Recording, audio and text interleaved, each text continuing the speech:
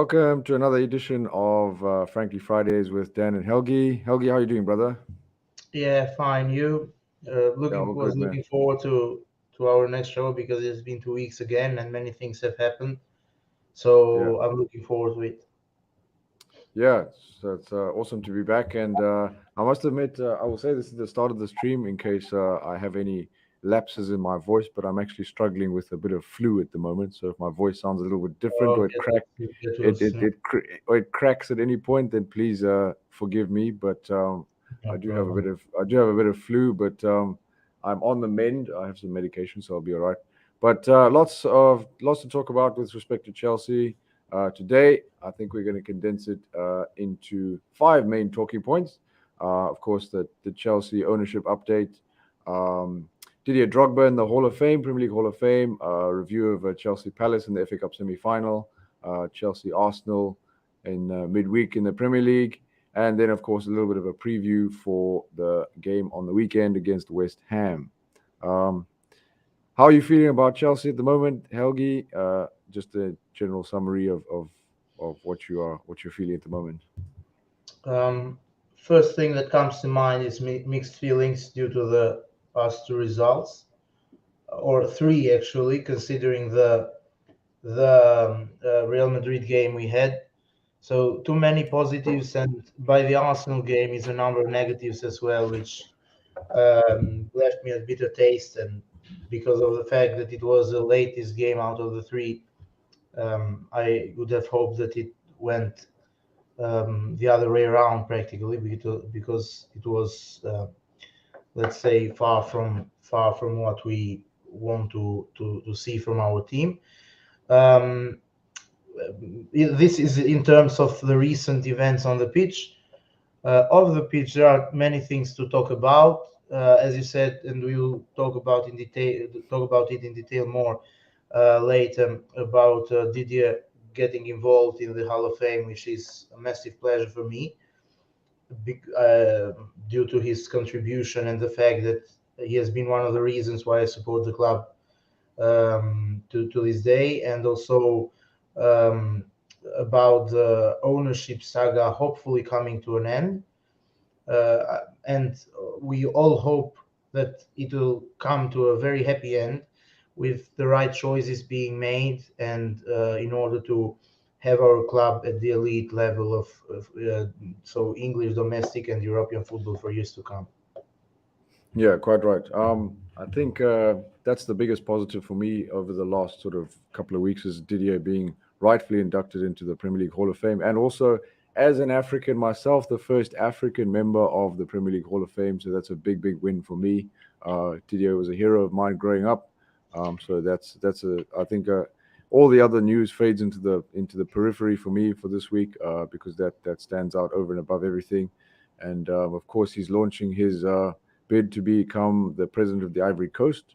So that's another big thing for Didier, and we'll talk more about that a little bit later. But let's get into the messy news that I think a lot of Chelsea fans, myself included, are getting a little bit tired of talking about, and that is the Chelsea ownership situation. So the point at which we are at the moment, we have three bids so far that have been narrowed down. So we've got Todd Bowley's bid, Martin Broughton's bid, and Stephen Pagliuca's bid that have been narrowed down. They're the last three remaining ones, and purportedly there's supposed to be an announcement today as to who the preferred bidder is, and then this should kick forward the process to the Premier League and to the British government for final ratification.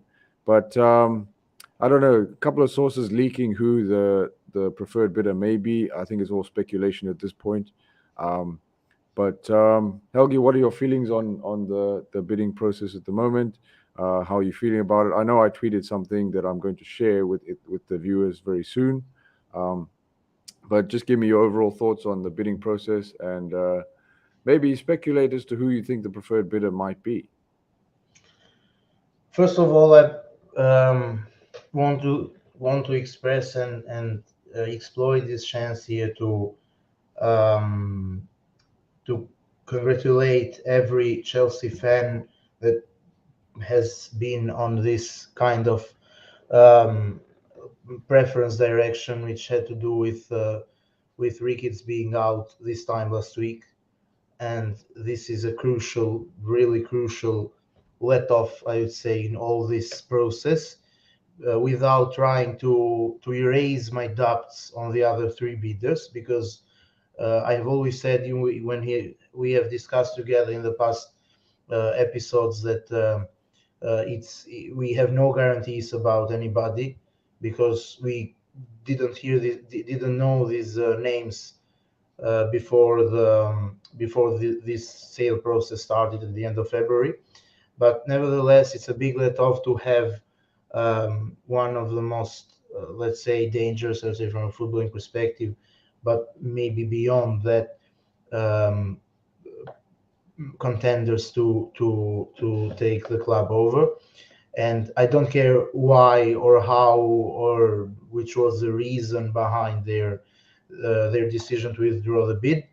As far as I'm concerned, they have had sort of a, let's say, inner problems with each other in terms of so all the parties involved, the three parties in that bid, in terms of who would have the bigger stake had their bid been successful. But these are tiny details at the moment, and I'm very happy to say that they are around in our discussion about the ownership, in our, let's say, daily routine, because personally speaking, they were impacting my let's say well-being, in the sense of the worry that they pose by in all the circumstances with their presence. So I'm very delighted that they are out. About the remaining three bidders and their question that you said that about who I think is the preferred bidder, you answered it yourself when you said that there is all speculation at the moment. This is a big money deal, has many complications. There are bidders such as we already know about Boehly, but about Bruton we barely know anything. And yesterday's news about Lewis Hamilton and Serena Williams' involvement, with all due respect, I don't watch Formula One or tennis actually, but this is a very pathetic move from my point of view, to involve two people who don't have any kind of connection with the club. And even worse, Lewis Hamilton is an Arsenal fan, so it's, let's say, the worst bid out of the three. At least this is how I see it. And on top of that, according to Ben Jacobs' report, who weeks before, he said in a short paragraph that Bruton's Harris and forgot the other person's name in their bid would be they would try to globalize the brand, but also to balance the books. And the latter is a red flag, considering the nature of how dynamic modern football is, not only on the pitch but also in terms of transfer markets. So balancing the books is a very old-fashioned move, in a way, when you have to accept that the football club can't be run as a business firm, as a let's say a sort of common business firm, and they are seemingly trying to do this. So I'm against them. And Pagliuca's bid as well seems too messy to be efficient, because you have many people from different business perspectives, business directions, people, one from Facebook, one from MBA. You have the complications of him owning 55% of stakes at Atalanta. This kind of project to create a connection between the two clubs is also so too strange for me, and could create problems in the future with UEFA or whoever. So I prefer Boli's bid out of the three, without raising the doubts, because of the fact that he has been intent, at least it has been transpired with his intentions. And also it hasn't been mentioned enough, but for me it's a positive that he has his business partners in his consortium, so there is no problem in terms of not understanding each other, or the risk of creating dividends by involving many people that don't know each other well, just to to raise the funds for this mega money, let's say, inquiry. So I will say that Ball is my preference based on what we have seen, and hopefully he will be as truthful and as honest he has been rumored to be, because this is a crucial one. And the fact that he'll try to make smart signings is a crucial thing to me, considering the way that football is going, and the fact that we haven't been so efficient with big money flamboyant signings over the years. Why not trying a sort of different strategy, and um, and try to calculate more where we spend our money? So um, I think this will come to an end very soon. I would say from today up to the first week of May at max, and I expect Bowley to win the bid. But it's all Yeah, speculation, as you said, so we can't. yeah, quite right. I think obviously each bid has its own merits, and I think you fleshed it out quite thoroughly there when you pointed out the flaws in Pagliuca's bid and Martin Broughton's bid. And I have an interesting perspective on Lewis Hamilton and Serena Williams, because I think the tune of their investment is something like $26 million, or like £20 million, something to that effect. And to me, that's a minority investment in the grand scheme of a $3 billion deal or £3 billion deal. So that's not something that typically worries me. I think that's just that there would be minor. It's a bit like LeBron James at Liverpool. You know, he doesn't have much of a say. He's just sort of invested in Fenway Sports Group as sort of just a big name with it's purely like a monetary transaction. I wouldn't say that they have any, or if any, say in footballing matters. So that's not something that typically bothers me. It's good to see you, Viola, in the chat. Big up to you, and thank you for your support as always. I saw there were 6 people watching. So please get involved into like some questions, anything you may have for us. I'm interested to note your those guys in the chat, your perspective on Chelsea players that have thus far missed out on the Hall of Fame. Players like obviously John Terry, Petr Cech, Ashley Cole. They haven't, of course, made the Hall of Fame yet.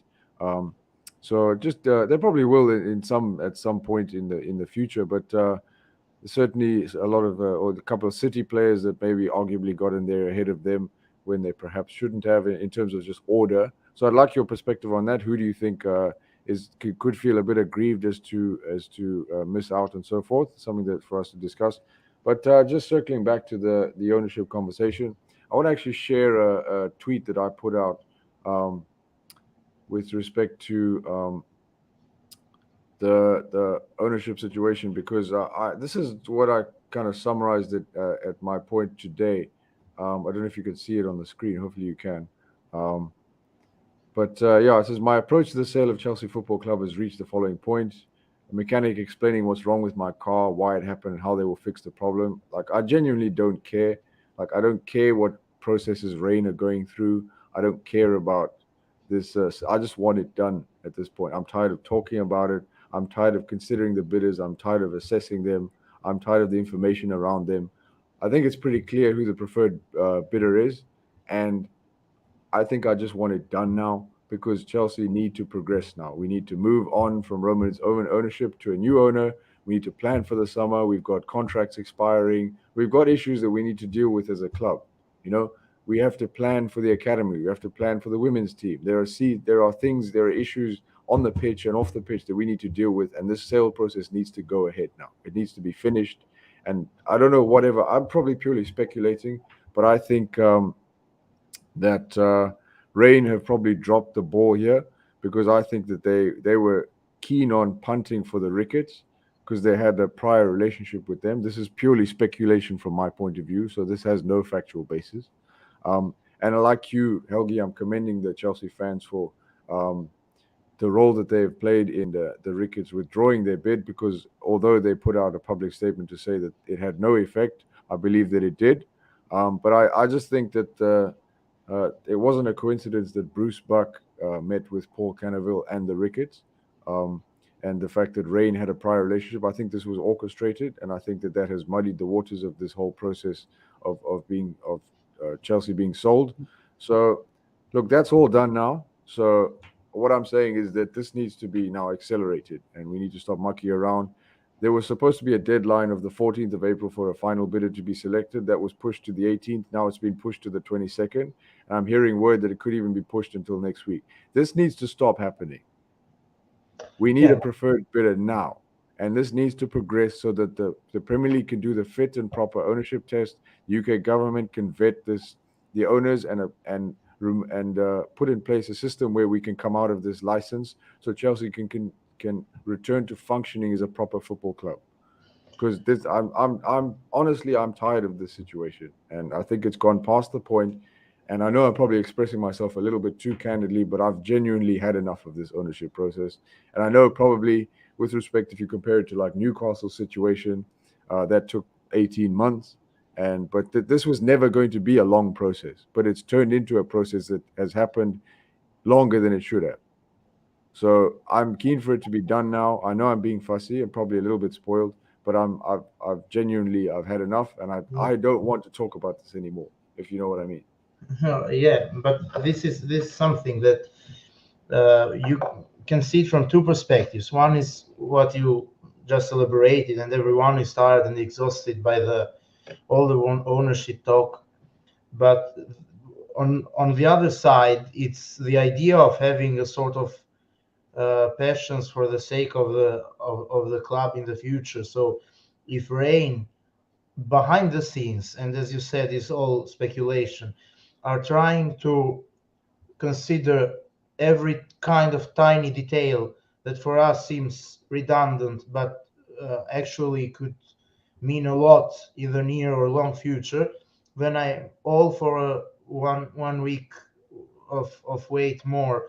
Not because I want to wait anymore, and not because I want to discuss about the stress that we have endured, we have lived in all this ownership during all this ownership saga, but because of trying to think more in perspective and trying uh, to erase any kind of doubts and the prospect of risk of having bad owners. So if Rain delay the process for this reason, then I'm all for it, in the sense that they are so let's say meticulous in the way they approach the deals, and when they take the decision, they are up to a point when they don't have regrets in terms of going back in time and saying we didn't see this criteria well, or didn't see that criteria well. So this is a point that I can the other perspective that I can provide in this kind of regard, without trying to downplay anything you have said, because I'm fed up myself. But we have to remember that this is the most expensive, let's say, purchase of a football club or of a sporting institution in all the history of sports. So it would take an amount of time. We spent more or less the same time to get Maurizio Sarri from Napoli, and he was a football manager. So, and let alone when you have a club being rumored to be bought for £3 million, and being in the same time frame, more or less the same time frame of discussions. So I'll justify it for this reason, but at the same time I justify your feelings about it sentimentally speaking, because I feel the same myself. But I love to I compromise to wait a bit more if it means that we get the proper owner to continue what Roman did for us, and to progress us even more executively speaking, because this is another topic that I wanted to talk about, and I would love to get your thoughts on it as well, and also people involved in the chat. I tweeted something after the Arsenal game, without trying to go through the game, because we talk about it a bit later. I think that under Roman we have been very strong financially, at least from the time I became a Chelsea supporter. I'm excluding the period when he took over the club and there was huge capital injection from outside. But saying from the last few years, his financial generosity of trying to let's say dismiss the debts in a positive manner, so, and even he erased them now totally, has covered a lot of cracks in terms of how the club is run executively. And this means that we should move away from this kind of one person does all, let's say, approach in terms of how we operate and how this transfers in the transfer market and the way the club or in the player contracts.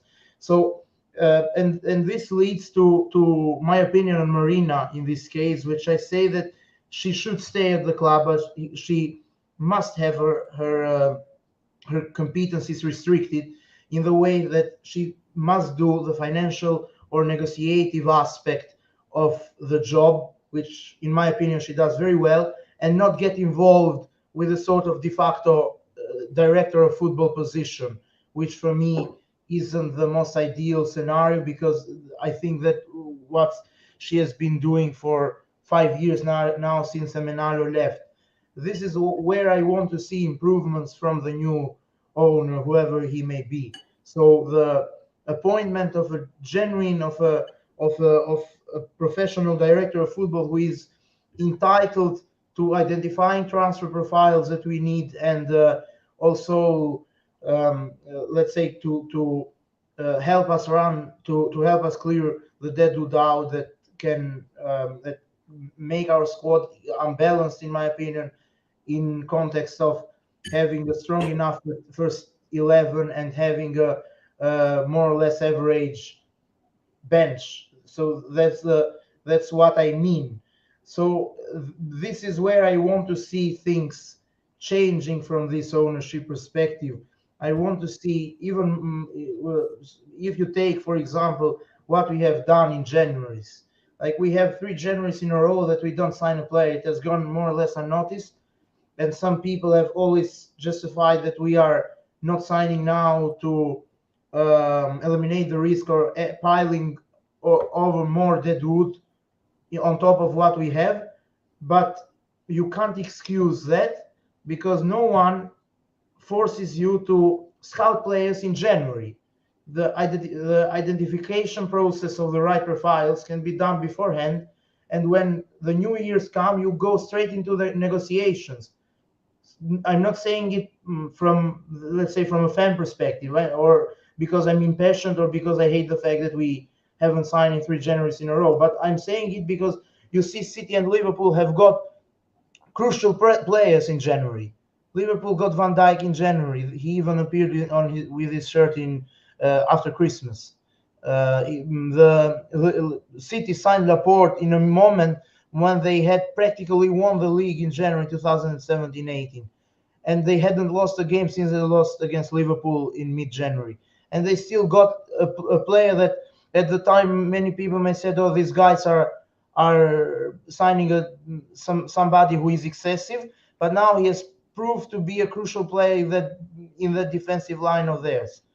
And we haven't done that with the justification that we will spend in summer. And when summer came, we signed Lukaku, who ended up being, let's say, one of the flops, not as it stands at last, of half a decade that we have made. And we signed Saul, who can't be even considered a signing because he is on loan and he hasn't made an impact.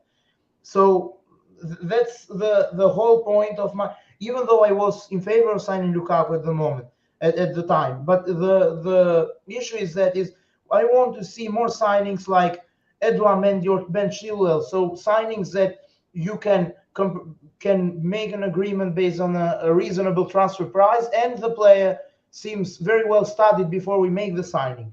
So that's why I want to see competencies of Marina restricted to the financial or negotiative aspect of the job, rather than having her involved in everything at the hierarchy. Of course, on top of that, we need a new scouting department, which is crucial as well. But it starts from director of football, who should coordinate very well with Thomas Tuchel, as Michael Edwards has done at Liverpool with Klopp, and Ziki at City with Pep. Yeah, okay. There's a couple of comments that I want to talk about, particularly from Macau, because he's raising some good points. I think he mentioned a situation where he was talking about the ownership. I think if we can get a comment brought up, it was one of his longer comments. Um, yeah, there we go. All authorities involved would love for the ownership charade to continue as long as possible to upset the club affairs this summer with renewals and new player signings. Both, I think that's probably an interesting line of interesting comment. Probably a little bit of speculation there, but Macau raises a good point in the sense that the longer that this ownership debacle goes on, the more it's going to affect summer plans. And also, it's difficult as well to know what kind of philosophy the new owners are going to have with regard to transfers. I know the rumor is, especially with Todd Bowley, that he's looking to bring in data analytics to the club to try and better scout players, which I think would be hugely beneficial and probably would find us less likely to go for a profile of player that doesn't automatically match the way that we play, like Romelu Lukaku. Because I think a lot of us fans got a little bit carried away by the goals and assist numbers that Lukaku was putting up, and we were ignoring the stylistic fit, and I was guilty of that myself.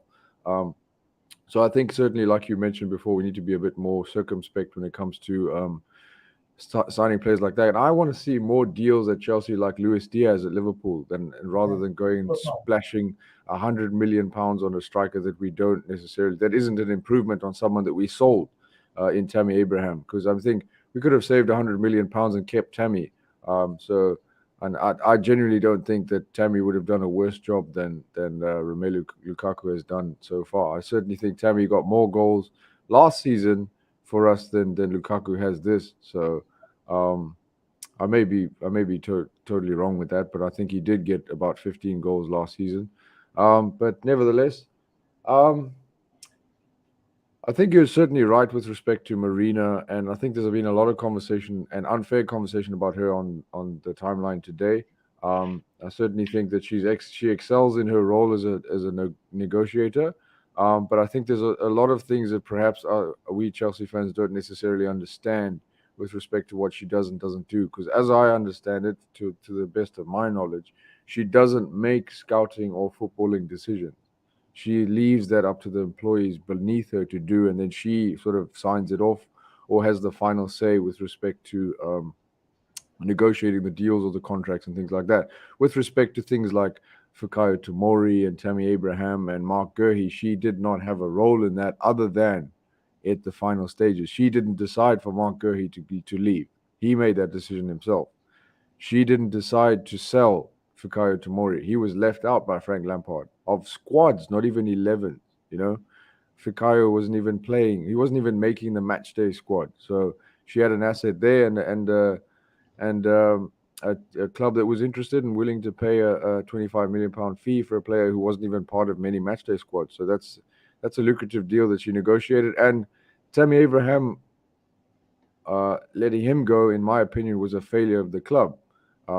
More so than one person, because Thomas Tuchel necessarily left him out for one reason or another. I mean, that's his prerogative, but I certainly think letting Tammy go was a mistake, as he's shown how well he's doing at Roma. And of course, given the fact that I don't think that Romelu Lukaku is necessarily a huge improvement on what Tammy would have done for us. And I certainly think Tammy could have dovetailed well with Kai Havertz.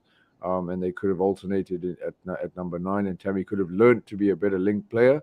And I certainly would have liked to have tried it out with Tammy for another season rather than, investing all this money only to watch Romelu Lukaku sit on the bench. But anyway, I think that's an interesting line of conversation that maybe we can put to bed. But I will qualify this by saying that I agree with you in the sense that Marina should stick to sort of running the club and stick to the negotiations, contract and renewals, and doing what she does best, and that we should have a director of football who handles or who oversees sort of the footballing side and who sort of implements a tangible transfer philosophy. And I don't want to see a scattergun approach to signings anymore. I would like to see like the squad being filled in squad positions with academy players. And a good comment here from McKenna saying Tammy is also good at pressing, which he is. Romelu Lukaku is woeful at pressing. His pressing numbers are among the worst for strikers in the league. He just simply doesn't do it. He's too big and too slow. He's just not good at it. And but that's fair enough. That's not his game. So that's just another stylistic fit, and that's another error that I don't want to see us make. Because I mean, and it's easy to highlight Liverpool, but I mean, look at the attacking signings that they've made in the last 18 months. They signed Diogo Jota for what, 40 million, and they signed Luis Diaz for a little over 30 million, which may rise to a higher figure. But both of them have slotted in seamlessly, and I don't think that's a coincidence. So yeah, I'd just like to see something like that. I'd also like I like to see us sign players who are not prone to significant lapses in form and are poor with injuries, like Christian Pulisic. Because if he's fit, he's good at times, but sometimes he'll drift out of games. The problem is keeping him fit. Pulisic has a high ceiling. He's a very high potential player. He's very good on his day, but he's not consistent. And I don't want to see us sign players like that. I want us to see us sign high quality players who we know what we're getting from, and they slot seamlessly into the team.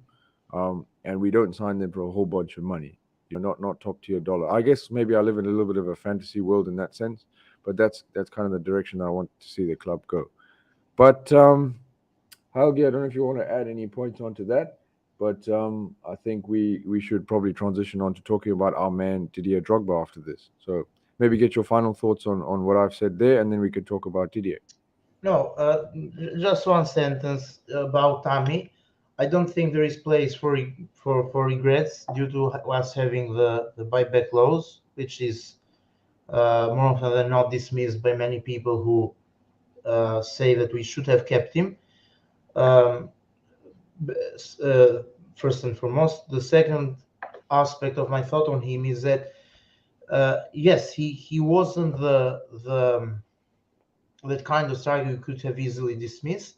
But I am more with Tuchel in this case, that he didn't want him to get too much involved because of the fact that he, let's say, wasn't the kind of talismanic kind of type of striker that we would have needed in the process at last of winning the Champions League, if you ask me. And this system is, let's say, made for offensive players who score goals rather than number nines. So it's not Tommy's fault, in my opinion, but it's nobody's fault actually, because it's a system that similarly to Liverpool's one, you don't necessarily need number nines or somebody reliant up top to finish the job for you, but you must have everyone involved. And I don't think that Tommy has found the right room to adapt himself in this system. So, but nevertheless, I'm very happy that he is doing well at Roma, and of course we have the chance to buy him back starting from this coming summer, and this is a huge thing. And also this will do him good because he's evolving in a less physical league, of course, but being coached by Mourinho, I think he would come a much stronger player that he was if we decide to activate the buyback clause. And so all in all, there are no regrets for me regarding him. He needed to develop somewhere, whether it was at us or somewhere else. This is just my opinion. Based on his performances at us, he was much better than many strikers we have signed during Roman's era, with seemingly a much higher expectations from the outset. And he surprised us with his adaptation in the first few months of 2019-20 season. But there was something that I think he should have completed, should have added to his game to be a, let's say, a kind of killer goal scorer of another quality, let's say. So there was a level or two high which he should have reached, in my opinion, and he's doing very well, I think, at Roma. So if he comes back, he will come back stronger, I think. But for every kind of decision, and especially in this aspect, I am for what Tuchel decides. And there was a reason he thought that Tammy wasn't adaptable for his system, and this was proof. and this is being proved that we, I think, in general, don't need a number 9, and this doesn't have to specifically do with Tammy Lukaku or whoever. So it's more about struggling to adapt in a season for a 9 in general rather than Tammy himself. So that's my take on it. Very good point. Now, we're going to transition on to talking about that man, Didier Drogba. So, Faded Samuel, Macau, Glenn, Just Fowler, please get involved in the chat. And I've got a question for all of you. And this leads into, I actually got two questions for you. Number one, what was your favorite Didier Drogba moment in the Premier League? Probably a little bit hard to pin down. But what was your favorite Didier Drogba moment? And number two, which Chelsea player do you think makes it into the Hall of Fame next? So I'd really like to get your guys' takes on that. So which is your favorite Didier Drogba moment? And which Chelsea player do you think will make it into the Premier League next? And we'll read out some of your responses. I'll be really keen to get your views, and check that lovely picture in the background there. That is a classic kit from a classic player. I mean, just what a force of nature. I just like to take a little bit of time to, as I say, appreciate Didier. He's one of my top three favorite Chelsea players of all time, next to Frank Is it, Lampard. sorry for interrupting, is it 2009-2010 season, second kit, I think? It's I'm not sure. I think you might be right. I think it's 2008, because 2009. I remember his little partnership with Anelka, and he celebrated a goal with him in this kit. I think we Yeah, wore it also at Porto away back then. So that was it's clearly a great choice. clearly in the Champions League. Yeah, I Yeah, think it's clearly in the Champions League. Yeah. Yeah. So, but yeah, that's just such an awesome photo, and I just like to share a couple of memories because, as I say, being an African, seeing one of your heroes from Africa play for your favorite club is just it's a really feel good story, and to me as well, what Didier Drogba represents is just more than he transcends football in the sense that now you can see he's running for president of the Ivory Coast, but also he was key in ending the civil war in the Ivory Coast. He's got a wonderful foundation, and he's the kind of man that you aspire to be. So I always looked up to him as an example of the type of human that I would like to try and be. And he was like very much our key striker. You know, in my era, I mean, Peter Osgood is always going to be the king of Stamford Bridge.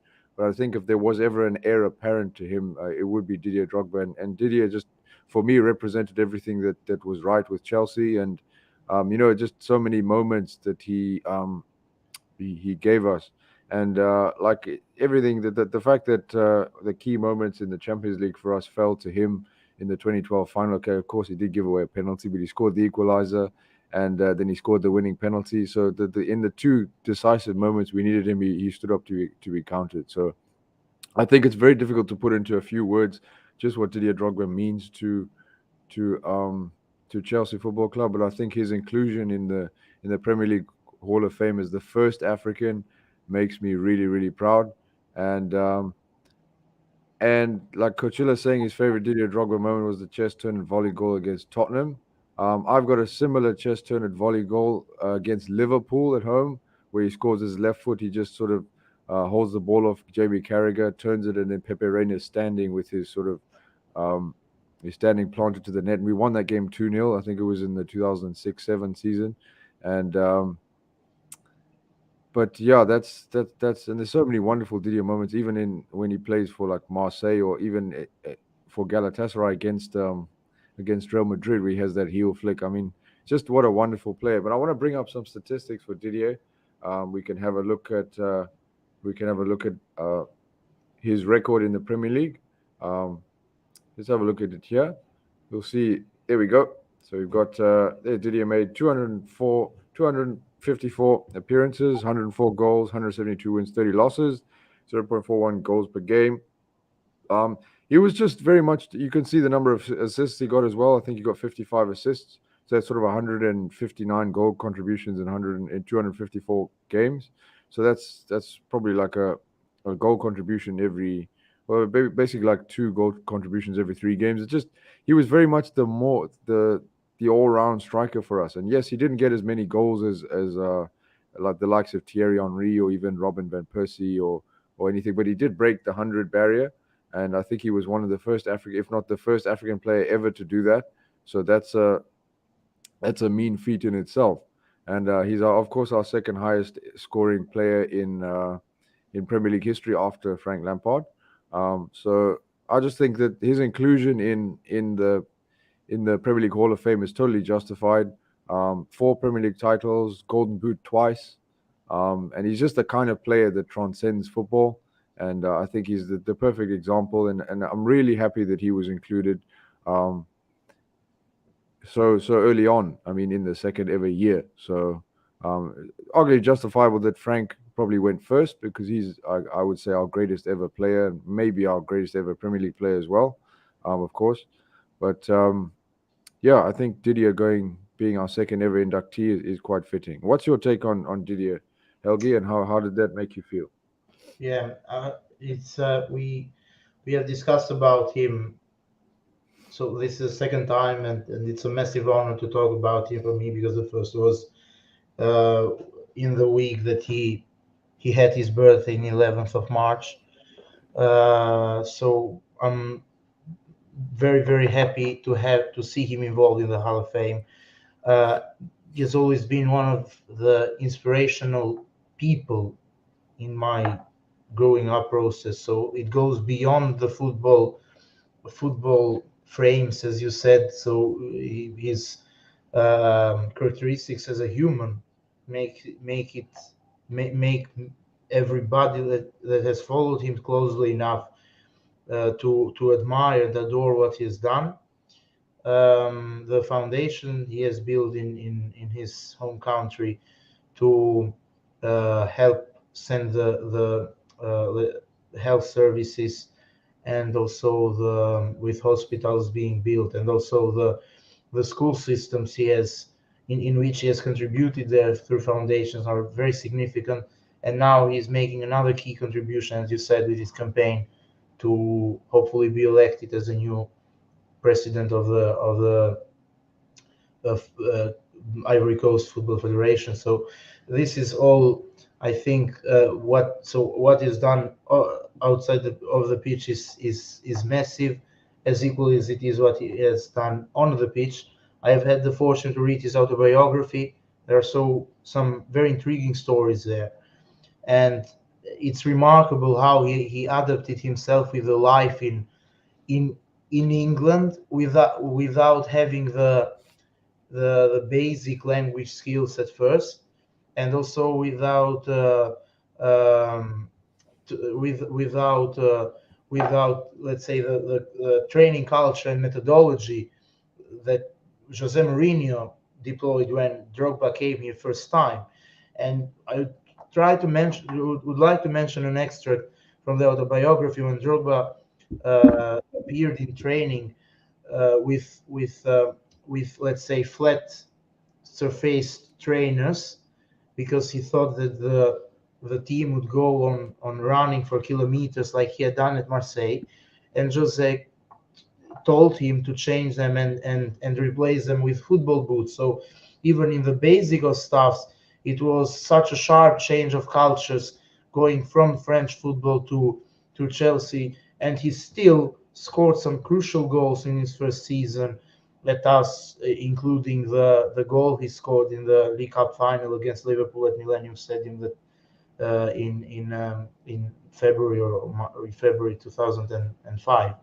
And then you mentioned that he hasn't scored as many as Thierry Henry or Robin van Persie or the others, but you should remember the fact that he has played for years under, let's say, defensive-minded coaches in general, which don't make it easy for players. And not every manager during Roman era has tried to favor it for one reason or another.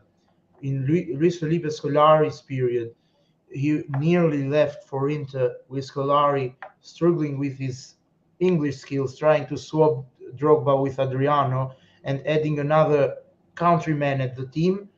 And it was Abramovich's intervention through his license, or through his, let's say, spokesman and other people at the hierarchy of the club, who confirmed to Didier and relaxed him, and told him that his position was safe in January 2009, and 1 month later, Solari was sacked for a complex of reasons. But this is another indication to show that he hasn't had a bed of roses in all his career, and still has managed to make such a great impact in the club, which make it really impressive. And yeah, he's really my idol in many from many points of view. He was a big and small game, if you wanted to call it this way, player, and mm, I don't think there is any player who really deserve more than him to be included to Hall of Fame. There may be a bunch of players, with all the respect, that equally deserve to be included there, but you can't really mention a number of players that deserve it to be included in the Hall of Fame in front of Didier. So it's a massive pleasure for me as a fan and as an idol of him. I fortunately had the chance to become a Chelsea fan in his peak individual season, when he scored 29 Premier League goals in 32 games at 32 years of 09-10. age. Sorry? Season 2009-10 when you got there. Yeah, he scored in the FA Cup final as well.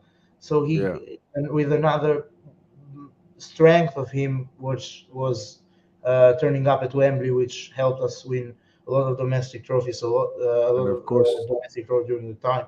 He So scored the first winner at the new Wembley as well. Yeah, in 2007 he scored that goal against Man United, and then he followed it as well. I think in every FA Cup final, against Everton 2 years later, against Portsmouth, against Liverpool. So it's remarkable, really, to I have. think he had nine goals in 10 finals. Yes. Yeah, spot on again, and of course the header in Munich, because you ask which is the favorite memory from Didier. I think it's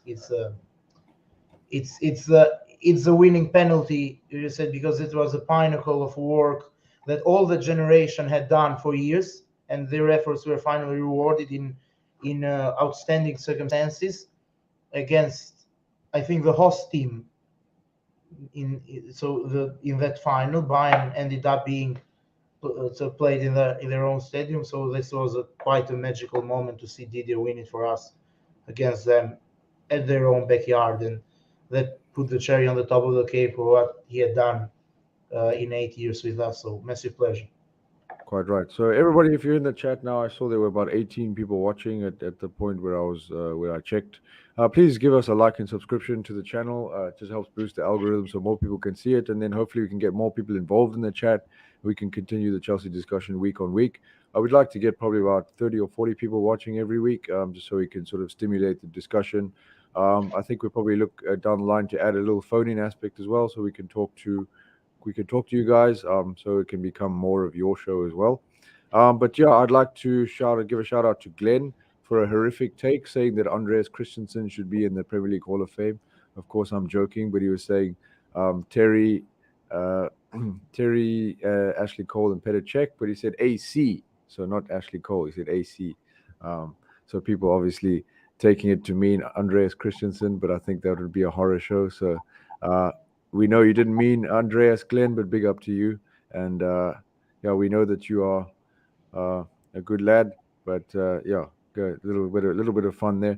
But yeah, guys, let us know which other Chelsea players you think should be included in the Premier League Hall of Fame. But now I think, Helgi, let's move on to discussing the briefly, probably in about 4 or 5 minutes, just to restrict the discussion to semi-final win against Palace, which opened in the first 45, a little bit of a sluggish performance. I think we were struggling under the weight of probably going out of the Champions League against Real Madrid, maybe a little bit of mental fatigue, a lot of probably physical fatigue in the players as well. But in the end, it seemed to be a little bit of a comfortable victory with one great goal from Ruben, very good little half volley there. And then, of course, a wonderfully placed finish after a good assist from Timo by Mason Mount, who gets another goal in an FA Cup semi-final, becoming quite a big player for Chelsea, especially recently. So, yeah, 2-0 win for Chelsea, which puts us into our third FA Cup final in a row. So, third FA Cup final in 3 years. Of course, we lost the previous two. So hopefully it's third time a charm. Third time's a charm for Chelsea against Liverpool, which will be obviously a very tough game. Liverpool going for a quadruple, obviously having already beaten us to the Carabao Cup in a bit of a lottery um, of penalties. But let's see what comes as what. How did you feel about the game there? Check the player ratings there. Overall, solid performance. Maybe Kovacic and Kai not having the best ratings, but I think that it was a story of dominance for Chelsea. You could see the number of green ratings there. Just everybody had a pretty good game, kept a clean sheet. I actually quite like Reece James at right centre back, even if I thought it restricted him in an attacking sense.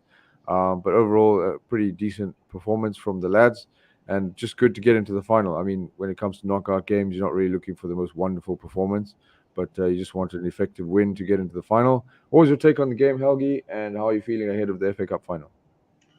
I'd say job done, which was the main thing you have to do um, before a FA Cup final against a very tough opposition when they play without the ball. Especially, they proved that they can do very well in terms of restricting the shape for restricting the attacking flow and keeping their shape compact, restricting the attacking flow for their opposition and keeping their shape compact themselves. They did it against Man City in the league, did it against Arsenal. So we couldn't have expected a sort of totally one-sided game, especially considering that the team was coming after 120 minutes of an extremely high intensity game in Madrid. And also, but I liked the fact that we persisted on our identity. In the first half was a bit lethargic, a bit pedestrian, a bit flat for obvious reasons. Palace didn't make it easy at all, and we couldn't find the spaces we usually do between the lines with Bernard and Havertz and Mount, let's say, positioning themselves in between the lines and in the 20 meters of the pitch, last 20 meters. But I'm very happy that we became more let's say clinical and more direct in the second half, created chances, um, try to put them in a state of danger more with the vertical play, which was facilitated with through Jorginho finding more space and having more time for one reason or another on the ball. And from his vertical pass, the first goal was initiated. Happy for Ruben as well to get his first goal in 3 years. I still stick to my point that I don't want to, let's say, to mix two discussions in one. That he isn't really Chelsea quality in the long term, because I a agree with goal you. doesn't change the whole story. You can't be I agree with you. sentimental in this regard. But leaving this aspect aside for a moment, I'm very happy for him that he got his goal against his former club.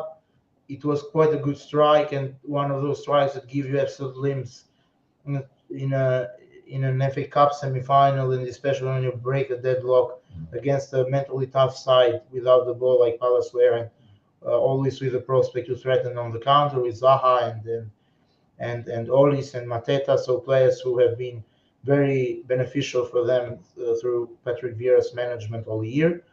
So I'm very happy we got the job done against a very potential banana skin, a team that have created many problems for top sides in the top six sides in the league, and were, let's say, aspirational in the way of in the prospect of reaching a final after their final in 2016. So I'm very happy we got the job done. And before in terms of the second part of the discussion, how I feel before the FA Cup final, I don't want to think about anything literally, because there is I can't really mention many things that hurt me more than losing an FA Cup final. I have a sort of personal affiliation with the competition. Maybe it stems from the fact that we won it in my first season as a Chelsea. Maybe it seems because of the identity we have shown there over the years. Maybe it seems because of the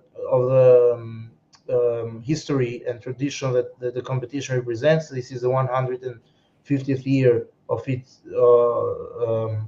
of so 150th edition of this prestigious trophy, and and also it's a great opportunity to end the season on a big high.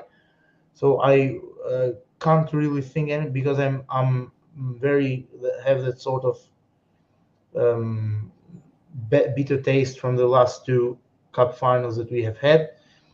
I'm a Chelsea fan, and I won't get into that kind of idea that reaching cup finals alone is something to celebrate. It's not, if you ask me.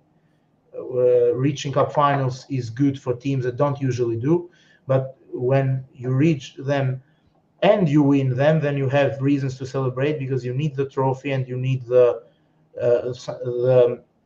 let's say to be the number one in the competition. That's the whole point of having a Chelsea mentality. So I hope that we will have, let's say, the a similar game to what we had in the Carabao Cup, but with great efficiency from our side and more restriction for Liverpool chances, because that one was, let's say, too balanced but open at the same time. It could have gone either way in the 90 in the regular time and extra time as well. I think we got robbed that day with Lukaku's goal. So I really hope that we will do the job on 14th of May.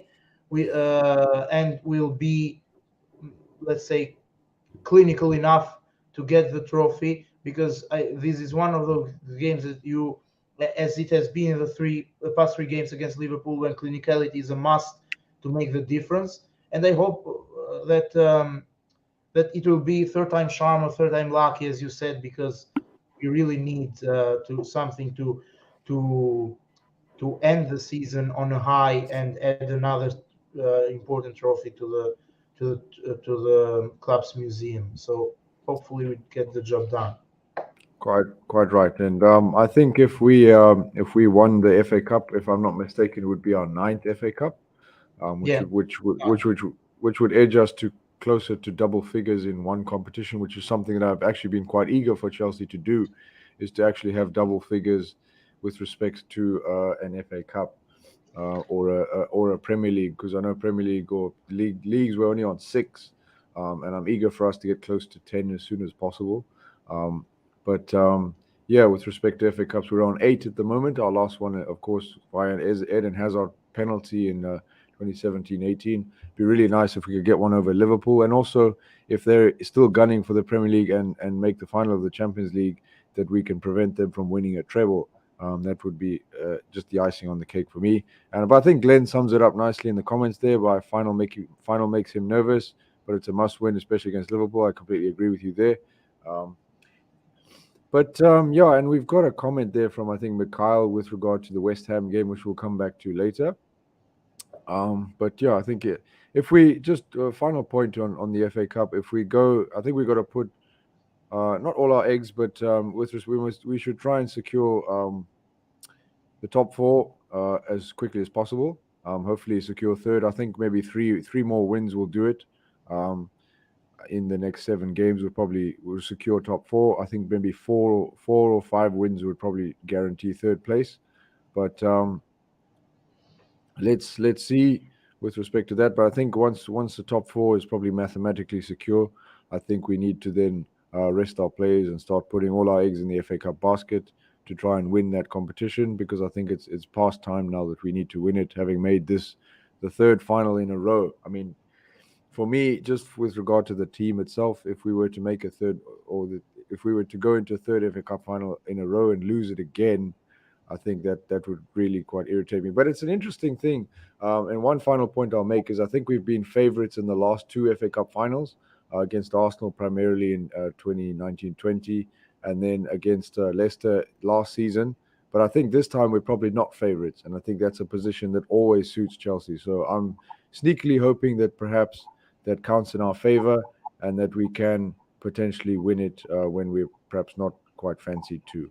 But yeah, Mikhail's got a good comment here, which we'll come to. Interesting formation choice with respect to West Ham. But let's quickly talk about Arsenal, the Arsenal midweek game. Of course, Chelsea losing 2-4 at home to Arsenal. I said to a friend of mine who I work with, who's an Arsenal fan, I said, he was like, yeah, I think this could be, he was saying to me, it could be quite embarrassing how Chelsea might embarrass us because, of course, Liverpool, how Liverpool thrashed United the night before 4-0, and he was saying that he expects the same Chelsea against Arsenal. I disagreed with him. I said Arsenal are something like Chelsea's bogey team, and they could put out probably one of their worst 11s and come up with a result at Stamford Bridge, which is exactly what turned out to be the case.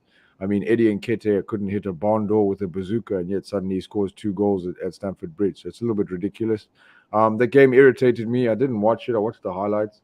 Of course, it was very late in the morning, and I had work, so I didn't manage to watch it. But with respect to the game itself, the fact that we allowed Arsenal to score 4 goals, 3 of which were from our mistakes, was really irritating. And this is not the first time it's happened. We had the similar level of incompetence in defense against Real Madrid in the first leg, and that's inexcusable. We had a similar level of incompetence against Brentford at home. And I believe that that's only at Stamford Bridge in 2022 in the Premier League, we've only won 2 games, and that's pathetic. So I think the standards at Chelsea have slipped with respect to home form. It's not good enough. And to go into a game against a team that's competing for the top 4 and to put out a display that's probably one of our worst of the season is inexcusable. I thought the team selection was off. I didn't like a lot of the plays and a lot of the roles, especially Ruben in a double pivot. I don't like that, especially from the start. I mean, he had a bit of an outlier of a game against Crystal Palace in the FA Cup semi-final, but that was after coming on after half an hour. So yeah, I like you said with respect to, I'm not singling Ruben out because there were a lot of poor performers on the night, but I just don't like him in a number 6 role. I thought Aspilicueta was terrible as well. Andreas Christensen is hopeless, and his head is clearly not at the club. Edouard Mendy had another uncharacteristically poor game.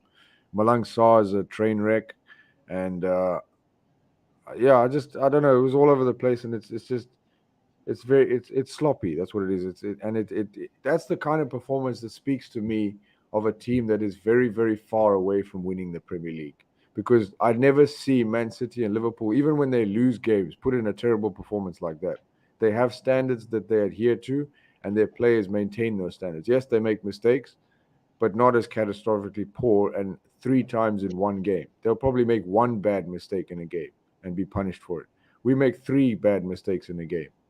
And it's ridiculous to me to concede 8 goals at home to Brentford and Arsenal, who up until that point weren't exactly pulling up trees. So maybe that's a little bit scathing, and maybe I'm being a little bit harsh. But Helgi, what's your take? No, I think you're spot on because that's the reality. But I have an answer about the discussion you start. So the point you made at the end when you said that City and Liverpool have their standards high, and even when they don't play in the usual way, they still don't get embarrassed in such manner we did on Wednesday.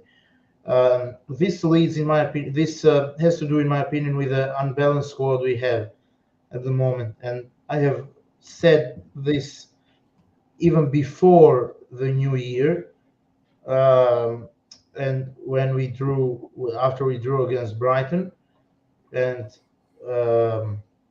when Reese got injured, and now I'm reiterating it again, that the unbalanced squad we have between the quality of the first 11, which I think is good enough to compete in the cups very strongly, and and secure us or a third spot in the Premier League without any kind of problem. So the difference between this and the difference between the bench is a sort of, there is a big hiatus between the two.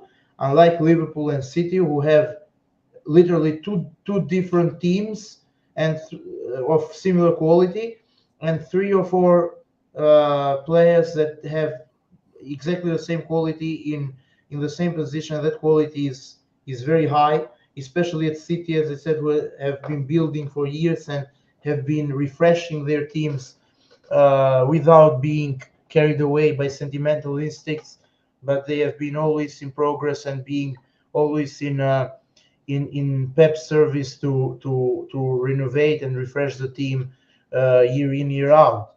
So that's why I think we have this problem. And going to the lineup, there I tweeted something after the game, because for me it was the most embarrassing result of the season after the draw against Everton back in December. And so ironically enough, both were at home. And the thing is that it is a sort of carbon copy of the loss against Arsenal around this time last year. So it was a bit later, but it was the same approach in terms of the lineup. Kepa played that game, Zuma played that game. We had many, let's say, non-regular starters. Made a howler, and from that howler, Emil Smith-Rowe scored the only goal of the game, and Arsenal didn't even get near threatening more from the rest of the game, which was around 60 or 70 minutes. And then we ended up losing the game, while this time the only difference is that we lose the game by a higher goal margin. The approach is exactly the same. Like, we play a second string team, we donate 3 goals, we start with an underwhelming lineup from the outset, and practically proves out to be in this way. Uncharacteristic errors being made. We've struggled to break their low block down. So it has been very embarrassing to see not only this game, but the last 3 games against Arsenal at the Bridge. It's unacceptable to have only the last win against them in August of 2018, if you ask me. And even that win could have gone either way. So we haven't had a dominant win against them at the Bridge, with all due respect, but we have to show up against them because of the prestige the game has, the London derby, the rivalry. This should be enough to ignite the fire inside the players and push it themselves, because I think that we'll finish third in the league. But that's not the point in this discussion. The discussion is that we didn't show up that day, and like many times in the league and in this season and in the Champions League and in the other games, what really frustrates me is that we shoot ourselves in the foot. It's not a case of being, let's say, dominated for one reason or another in a specific game, 1 or 2, let's say, when you aren't at your best, and then you recover it by winning games in a row like City have done, or even Liverpool this season. But the issue is that we made too many mistakes not to be exploited by the opposition. So and on top of that, we made Eddie Nketiah score 2 goals against us, with him not scoring all season before that game. And this has been a very repetitive story. So it's too tough to talk. Charity FC. Spot on. It is so tough for me to talk rationally about the game, because it's unexplainable, and the only thing that would let's say recover the mental energy to the fans from that loss is having a dominant performance against West Ham on Sunday, as it was like it left me really a really bitter taste. About the last thing I'll say in this aspect is the lineup choices, because I saw a lot of comments saying Tuchel became arrogant with the choice, or he didn't go with the right players. He got complacent. He thought the top four was in the bag. Um, Maybe from a very tight perspective, this is true. Not be for so the not of him being complacent, because he's one of the most, let's say, down to earth managers we have ever had. But in terms of the lineup choices, I think there was sort of heavy rotation. For example, yes, Rudiger was injured, but when Rudiger is injured, you play Thiago Silva, although despite the fixture schedule. When you have um, Jorginho, you at least play him rather than Loftus, if you ask me, or you start Ziyech from the start, and instead of Lukaku, who started just for the sake of not having played in the previous 12 games. So this is what didn't really sit well with me, and we ended up, let's say, paying the price for it. But this is the one aspect of the thing.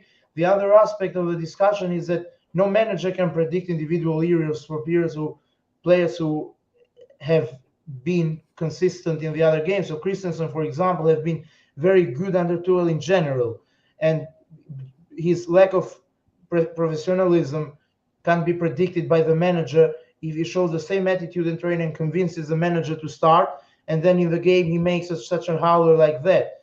So these are things that don't sit well with me. And from the bigger point of view, from the larger point of view, it's again what I said, the fault of the board not bringing him players at crucial moments. So when he has to rotate, because he is managing a Premier League club who has to face intensity, so he can't play 11 players week in, week out. And now he has Malang Sarr, and when the board should have brought him a new left wing back, they thought that Tuchel had discovered a gem in Sarr, and look at here we are. So I can't really blame him for obvious reasons, and that's why I say that it's a complex of reasons that affected this loss. And one of them is the choice of the players that was in the team. But if you really think of it more in detail, you can't really do anything else to change it, because this is the contingent he has at his disposal. He has a very good group of 11 starters, but with Kovacic and Rudiger absent, and Lukaku starting and Sarr starting, so there is this imbalance that has hampered us not only against Arsenal on Wednesday, but also in the games that where we have dropped point. So beforehand. So that's why I was very angry about that loss, and hopefully the fact that Todd Boehly was in the stadium. If we have seen the tweet that was posted that he confirmed I that he saw it, was yeah. in the stadium, means that he's seeing it himself, that in case he gets the ownership of the club, he's aware of the fact that we need depth and quality on as well, to have a free passage in this particular kind of games, if we want to, as you have always said, um, close that gap into a single digit with Liverpool and City, and eventually compete against them until the very end for the title. So Tuchel has completely fulfilled my expectations, and this unbalanced squad, let's say contingent organic, has to be solved in order for us to have opportunity to have a free pathway in this kind of games where we are clear favorites. It's quite interesting to me, just as a final point on this before we discuss West Ham. And there are lots of interesting comments here from the chat, which I'll get to after I make this point. It's interesting to me how the story of Chelsea's Premier League season, right up until December, was near perfect. I mean, we were top of the league at the beginning of December. And then a series of one-all draws, both at home and away, derailed our title charge against Brighton and Burnley and Everton, and a series of one. Of course, we lost Chilwell, and then to me, what really took us from contenders to pretenders, to me, are the two results we've just had at home: 4-1 against Brentford and 4-2 against Arsenal. Because those are the results that mark a team that is not a serious title contender. Because serious title contenders, even if the gap is clear and you're not going to win the Premier League, serious title contenders or teams with a title mentality do not lose sloppy games like that. It doesn't happen. It speaks to me that, and this is a problem that we've had for years, that managers have mentioned the weak mentality or a mentality or motivational issue within the squad, and that to me, and it can be condensed, and I'm singling him out, and perhaps it's a little bit unfair, but that can be condensed to me in a moment like Andreas Christensen's attempted back pass to Mendy. Edouard Mendy. It's casual, it's repetitive, it's not assured, it's lazy, it's almost full of snobbery, if you know what I mean. It's almost like, no, I'm kind of too good to make this back pass. It'll come off and then we'll reach, and it doesn't happen. And to me, as well as I'll further this discussion as well, in terms of Andreas Christensen, this is not the first time he's made a stupid mistake like this. He made one against Liverpool at home in 1920 when Sadio Mane scored. The red card. When he got sent off. Yeah, he made one against when he gifted the ball to Lionel Messi to score in the Champions League. Early mistake, when he was given a lot of chances by Antonio Conte, and the thing I that think also against Man City in the league game last year at the Etihad, he got injured, I think, but went down too softly, and it shouldn't have happened for a defender of a high caliber. I think he was slightly pushed, if I'm not wrong, and then he came off injured, but the way he didn't impose himself on the attack was an indicator of what he can. He is a liability in one-on-one situations.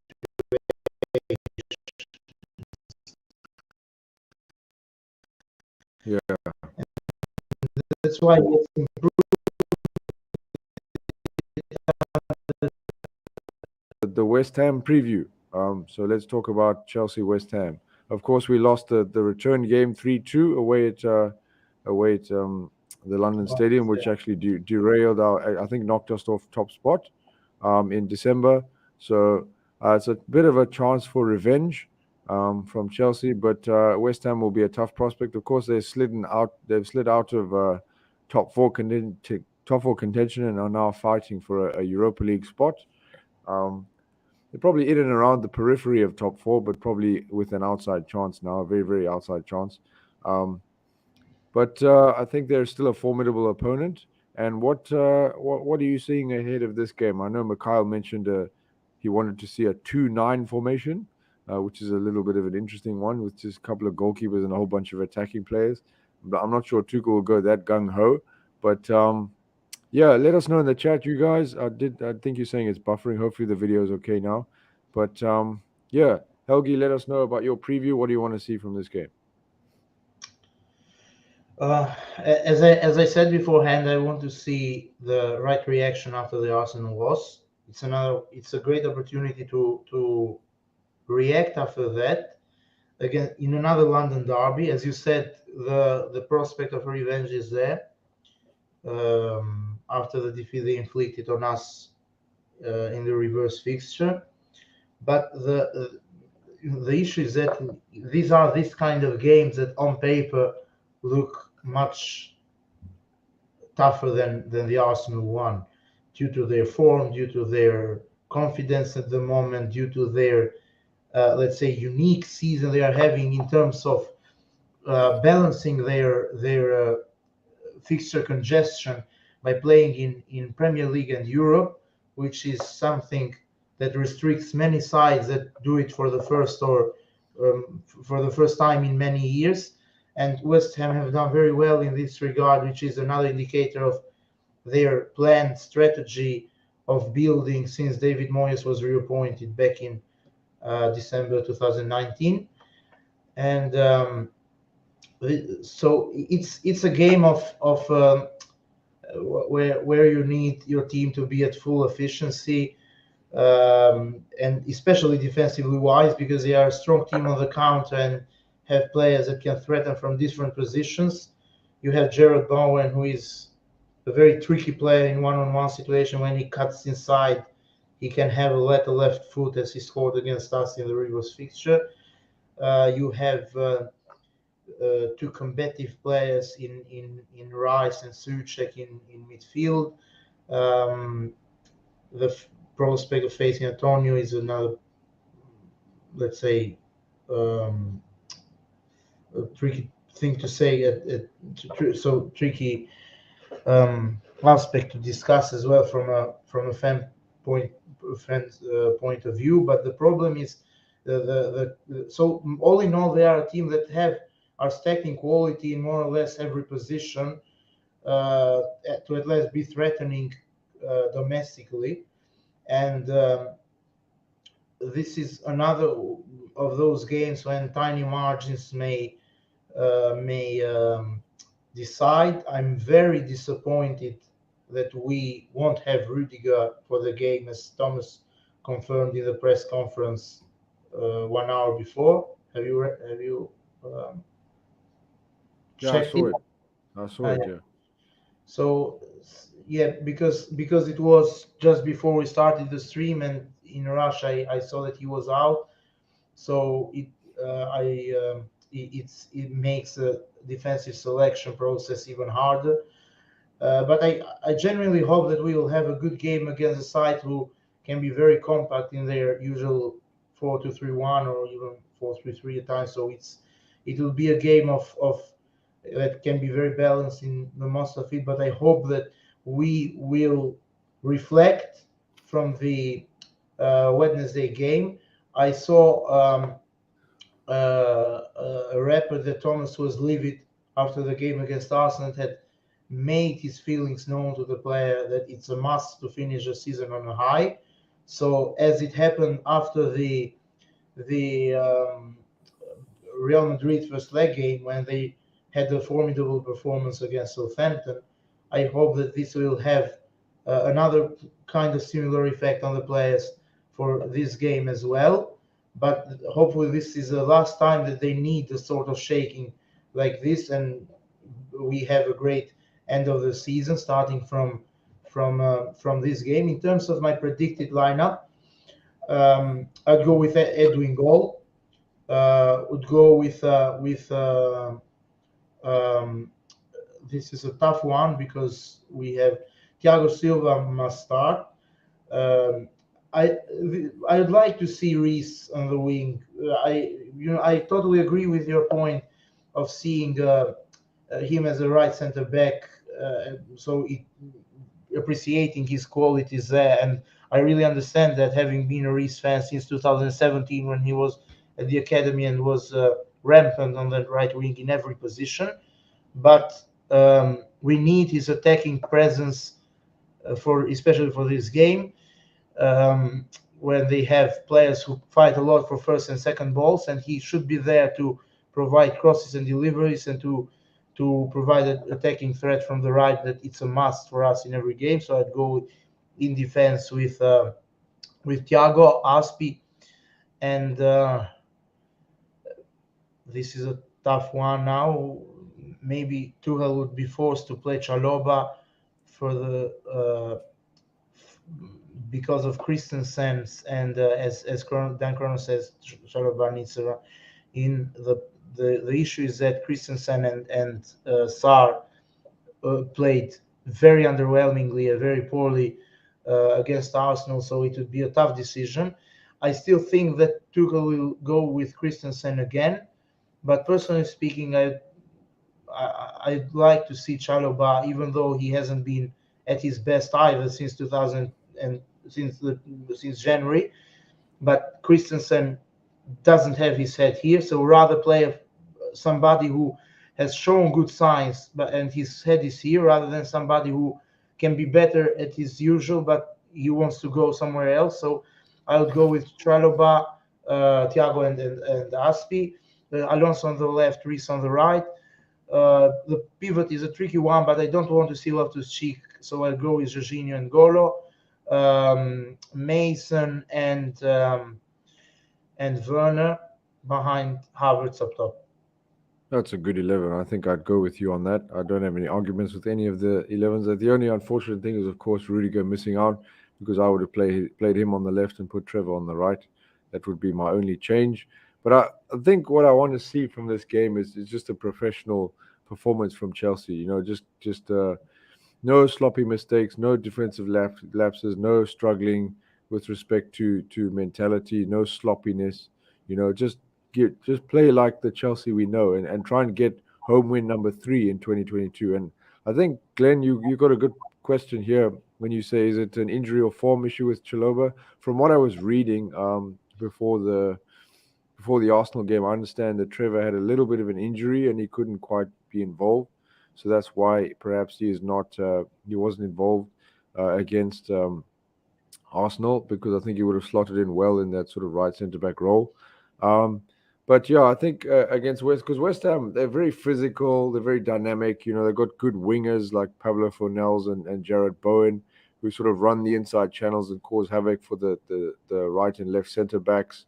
They're going to try and, of course, exploit the space in behind Reece and Marcus Alonso with their fullbacks. What concerns me is that midfield combination, because I think N'Golo Kante has been playing well below his level, and Jorginho and Kante tend to be exposed physically. And I'm not sure. I think Kovacic is out of this game as well. Yeah, that's the reason I went. So yeah, I think that's probably that's probably the double pivot that we have to go with, is Kante and Jorginho.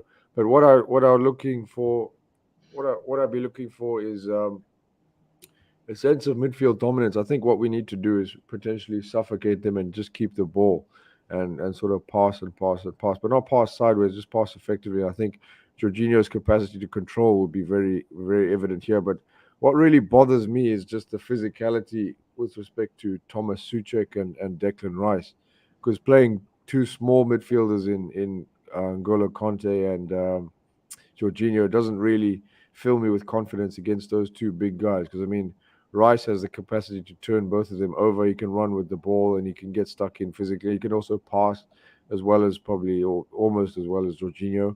And yeah, that just troubles me a little bit. So I wouldn't be surprised to see Reece play maybe right centre back, and then when we're pushing forward, he probably comes in as an auxiliary midfielder to try and just add some steel into the Chelsea midfield. But uh, that's just a concern that worries me in the game, with respect to where it might be won and lost. But I think I would probably make West Ham favourites in this game, just on the balance of how poorly Chelsea have played at home and how much momentum West Ham have, and how well they can play as a side. But I think what will be key for Chelsea is to get an early goal, to try and calm the nerves, and to see to kind of put West Ham on the back foot and make them sort of make the decisions and open up a little bit.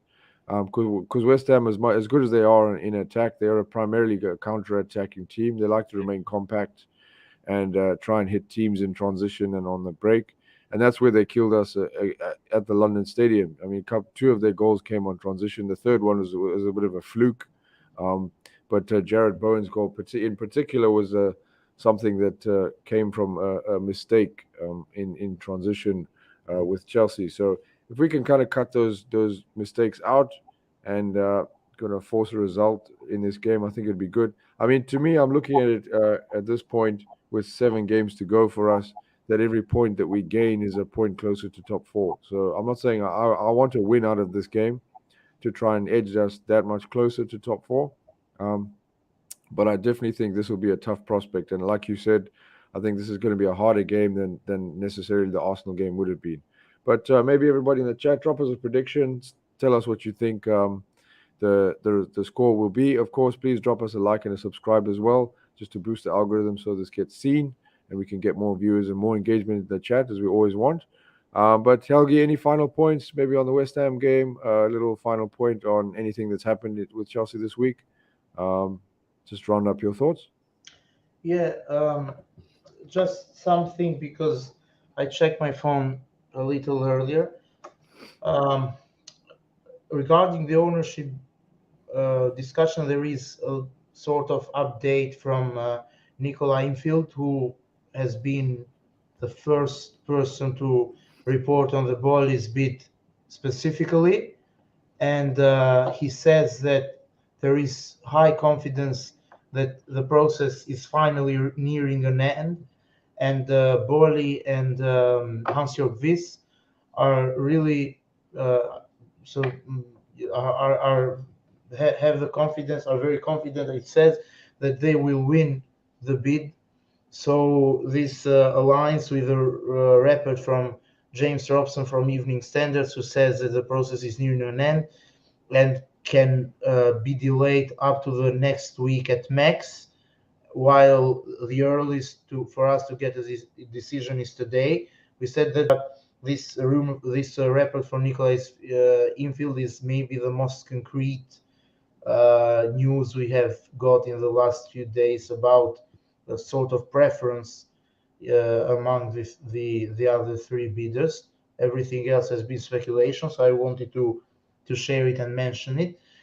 And about the West Ham game, we more or less said it. I hope that we will have a smooth attacking performance. I don't really know if one goal would calm the nerves, especially knowing how resilient West Ham are. They got down to 10 against Lyon, a relatively experienced team in European competitions, and still managed to score and concede only one, and then turned it around altogether. So it demonstrates that mental compactness and strength as a collective that has been sort of feature of David Moyes' teams when he has managed to implement his footballing ideas at the team he has coached over the years. So I hope that we will be clinical enough to get a significant goal advantage, and hopefully the attack turns up and makes things easier for us to defend in the closing stages of the game, in order to calm down the nerves and get us a win against the let's say the tough opposition, which would be also morally beneficial for the coming games we have, including the trip to Old Trafford or the remaining game we have, which is against Leicester at the Bridge. So many games to look forward to, but I hope that we will bounce back on Sunday and get the 3 points. Yeah, I completely agree with you. And as Kronos standing there saying, we just need to take the 1-0 and park the bus. I think everybody in every Chelsea fan will take that, just a 1-0 park the bus. And also, I'd like to, just for the sake of sort of London pride, I'd like to not have West Ham do the double over us. That would be irritating. I don't think any London club has won twice against us this season, so that would be a nice thing to avoid. But yeah, Glenn with a good prediction here. Either we get a repeat of the Real game and Thomas Tuchel did what he did before the Real Madrid game, or we draw like 2-2. But yeah, hopefully the second leg of the Real Madrid tie is what you're talking about. Hopefully you get a reaction there. If we go 3-0 up against West Ham, as good as West Ham are, I don't think they have the capacity to come back like Real Madrid did. But hopefully we get a good win, boost the confidence, take into the rest of the top four battle. Of course, we play Man United after the West Ham game, which is another big game at Old Trafford. So it'd be good to get a win against West Ham to take some confidence away to Old Trafford at a ground that's not always been so good to us in recent years, against an opponent that seems to find a way to beat us constantly. But yeah, Helgi, I think it's been another excellent stream. I've had fun. Hope you have too.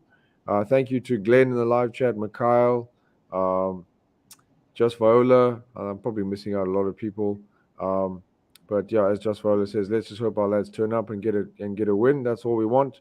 Just avoid the sloppiness and get a good Chelsea performance out for once. And then that you summed it up very perfectly. I think we should leave it on that note. Helgi, give us just a send off, final thoughts, and then we can call it fresh. Yeah, a pleasure for me once again to be on another episode.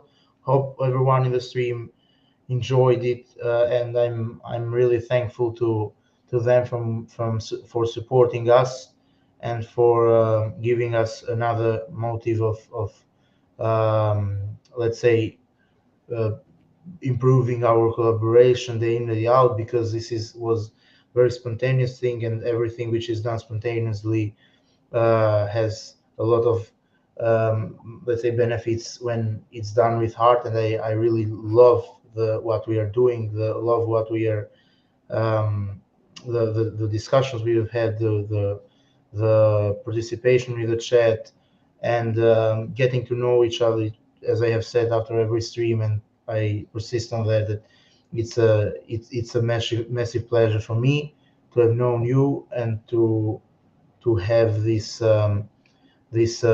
project together about the club we love. So everything which is done by heart is done excellently enough, and I hope that more people will join in the future, and we will keep growing, and hopefully we will have the let's say we'll transfer to that era of having streams without having to discuss about the ownership situation anymore, because it's becoming very tedious. So hopefully everything is back to normality, and come the end of the season, we have something so enjoyable to talk about in terms of trophies, and we lift the TV Cup, because I really love it. So thanks again, everyone, for the participation. I thank you personally for another episode, and it's a massive honor for me to contribute and to give my input, and to also have the opportunity to learn by our collaboration and our discussions every Friday here. So thank you very much. Yeah, likewise. It's always very nice to end off on a note like that, and you always have such wonderful words to say. So right back at you, Helgi. It's always fun chatting Thank Chelsea with you and chatting Chelsea with everybody else in the chat. As we go and as we learn and as we grow, we will involve the chat more. And as I say, we'd like to sort of get a bit of a phone in going as well, so that you guys can lead the discussion as well, and it's not just us talking all the time. But I just want to thank everybody in the chat again. If I left your name out, it's because I have a poor short-term memory. It's not got nothing to do with you. But thanks to everybody who's been getting involved and giving us responses. Big up to everybody in the chat. But from Helgi and I, this has been Frankly Fridays. Up the Chelsea, and let's hope we get the big win against West Ham. Take care, stay safe, and until next week. Cheers. Cheers.